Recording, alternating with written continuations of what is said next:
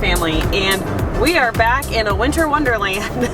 Today we are here to test out how extreme temperatures affects our efficiency when we have to go out in really cold weather. It's currently reading at -6 degrees Fahrenheit, and the wind chill is way worse than that. I think it's around 30 to 40 below.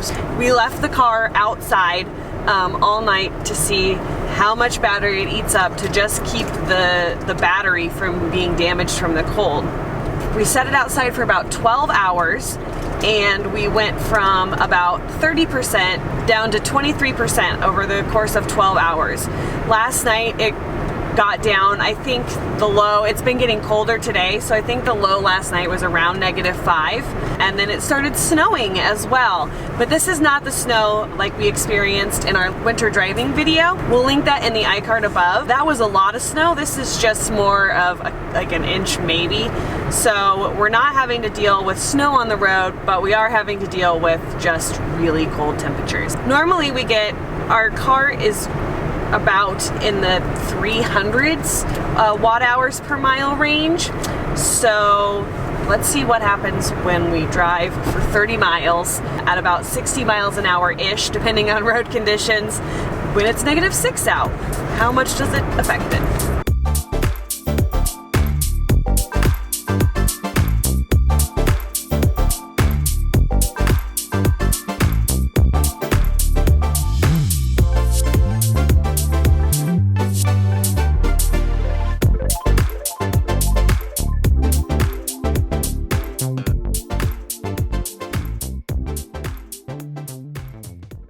So some of the things right off the bat with being in extreme temperatures is when the batteries are cold, there is no regen braking. So you are using your brakes when it's this cold out, and it takes a while to regain them for the batteries to get nice and warm. One thing I love about the Tesla, even when it's really cold out, is how quickly it warms up.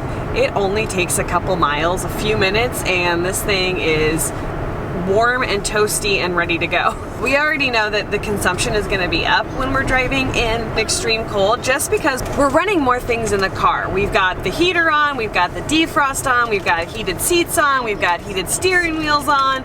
So there's just more things being run in the car.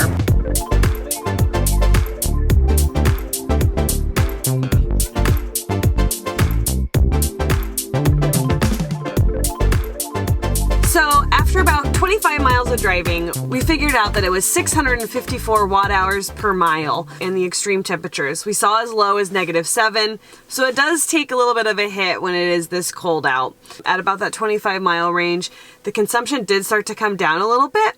So if you were going to drive farther, it may level itself out a little bit and not be quite so high. But, you know, to get that battery warm and get the car warm and everything, you are using a lot of energy. We also noticed that at around 15 miles was when we started gaining some regen back. So you do have regen, it just takes a little bit to get going.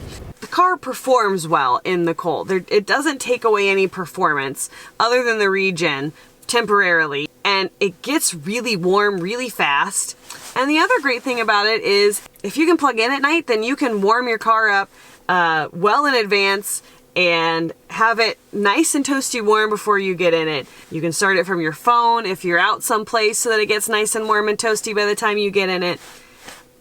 Overall, a little bit of loss in range, still worth it. In comparison to some of the driving that we've seen in the past, when it was like, 70, 75 degrees out, we saw it at about 358 watt hours per mile. So it is using more energy when it's cold out. We noticed a little snowflake. We're assuming that means that the battery's cold. We don't know exactly what it means. If you know what the little snowflake next to the battery gauge means, drop us a comment down below and let us know exactly what it means. So if you like this video, be sure to give it a thumbs up, and be sure to comment if you want to follow along as we navigate life and adventures with a electric vehicle. We'd love to have you guys along. So we'll see you in the next video.